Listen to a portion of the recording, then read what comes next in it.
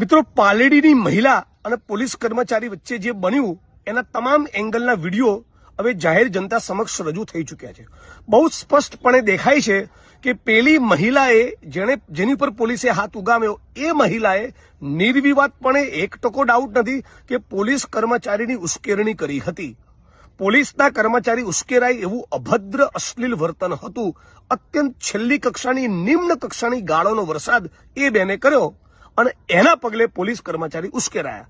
આ બાબતે મારે બે જ વસ્તુ કહેવી છે. મુદ્દા નંબર 1,1000% મહિલાનો વાંક છે. એ મહિલાએ જે ભાષાનો, જે શબ્દોનો, અશ્લીલતાનો પ્રયોગ કર્યો, ટાઈટ જડબે સલાક એફઆઈઆર એની સામે થવી જોઈએ.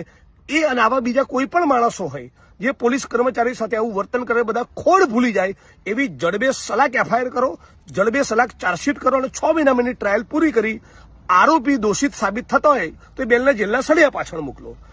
પણ ફરી કહેવા માંગુ છું કે આવું બે કે નહીં 1000 બેનો વર્તન કરે તો પણ નેતાનો કે પોલીસ કર્મચારીનો જાહેરમાં ફટાકા મારવાનો, લાફા વીજવાનો, દંડો લઈને દોડવાનો પણ અધિકાર બનતો નથી.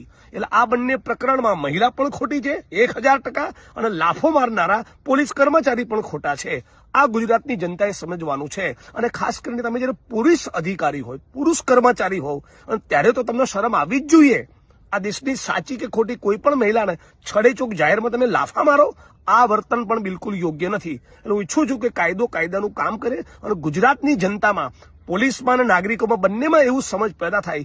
આપણે ગાળાગાળીનો પ્રયોગ ન કરીએ અને પોલીસ કર્મચારીઓ પણ હાથ ન ઉપાડે. મારા દ્વારા પણ આ કાયદો હાથમાં લેવાનું કૃત્ય થાય તો મારી સામે પણ એક્શન થવી જોઈએ, પોલીસ કર્મચારી પર થવી જોઈએ, નાગરિકો પર પણ થવી જોઈએ.